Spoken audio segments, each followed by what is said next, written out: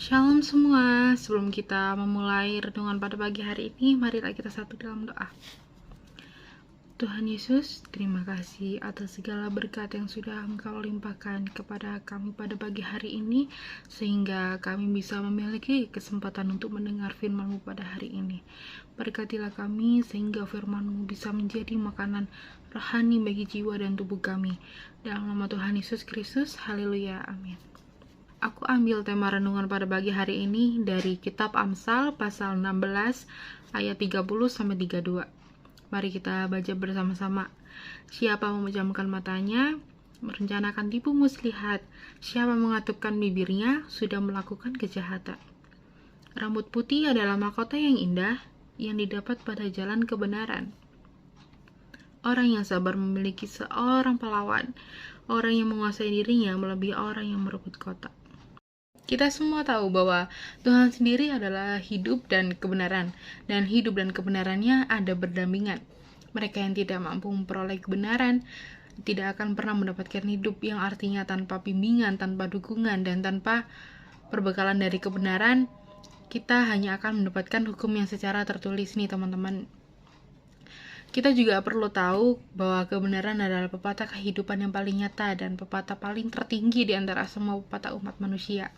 Karena inilah tuntutan Tuhan kepada manusia dan merupakan pekerjaan yang dilakukan sendiri oleh Tuhan, sehingga itu disebut dengan pepatah kehidupan.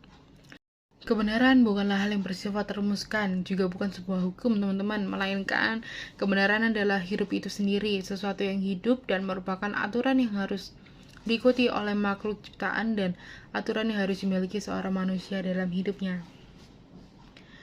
Ini juga adalah sesuatu yang harus kita pahami sebaik mungkin melalui pengalaman kita sendiri teman-teman. Contohnya, misal kita ujian, di saat itulah juga kebenaran kita saat itu diuji, karena pasti ada dong yang mencontek, karena mencontek itu adalah hal sebuah yang bisa dibilang juga dengan melakukan kejahatan gitu.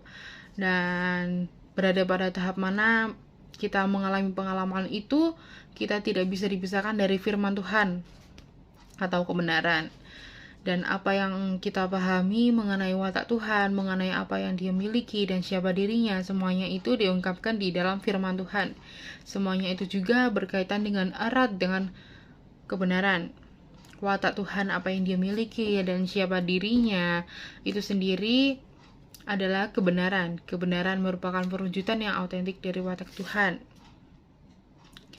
Tuhan juga memberitahukan kepada kita secara langsung tentang apa yang Tuhan sukai, apa yang tidak Dia sukai, apa yang Dia ingin untuk kita lakukan, dan apa yang tidak Dia izinkan untuk kita lakukan, orang-orang seperti apa yang Dia benci, dan orang-orang seperti apa yang Dia kasihi. Di balik kebenaran yang Tuhan ungkapkan, orang dapat melihat kesenangannya, kemarahannya, kesedihannya, dan sebagainya. Itulah pengungkapan dari watak Tuhan. Untuk yang terakhir, selaku kita orang-orang yang telah dikuduskan dan dibenarkan di hadapan hadirat Bapa oleh karya penebusan Yesus, melalui kematian dan kebangkitannya, Yesus menghendaki supaya kita yang beriman kepadanya tetap hidup dalam kebenaran firman-Nya melalui pimpinan Roh Kudus-Nya. Kita tidak dapat hidup dalam kebenaran terlepas dari pimpinan Roh Kudus dan firman-Nya. Kebenaran itu adalah kekal dan tidak ada kebenaran yang relatif dan sementara sesuai kondisi dan waktu tertentu.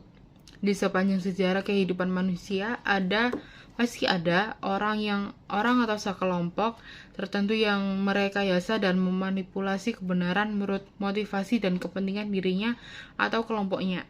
Dan itu terjadi dalam berbagai aspek di setiap kehidupan teman-teman. Mungkin pesan yang bisa diambil dari tentang kebenaran ini, jangan takut untuk melakukan kebenaran dan jangan mudah terhasut oleh kejahatan, karena kebenaran itu yang Tuhan sukain dan kejahatan itu yang Tuhan benci gitu. Mungkin renungan pagi hari ini sampai situ saja. Kalau ada salah kata mohon dimaafkan, dan sebelum kita tutup, mari kita satu dalam doa. Terima kasih Tuhan atas firman-Mu yang Engkau berikan kepada kami hari ini. Kiranya apa yang Engkau firmankan bisa kami tanamkan di hati kami masing-masing, dan kuatkanlah kami untuk melakukan apa yang Engkau firmankan sesuai dengan kehendak-Mu. Biarlah perkataanmu menyegarkan jiwa kami, menghidupkan hati kami yang lemah dan lesu, dan membangkitkan harapan dan kasih. Berkatilah hidup kami, agar kami tetap dapat berkesempatan mendengarkan firman-Mu kembali. Sebentar kami akan melakukan kegiatan atau aktivitas yang lain. Tuhan, berkatilah semua aktivitas yang akan kami lakukan. Terima kasih Tuhan, dalam nama-Mu, haleluya, amin. Dadah.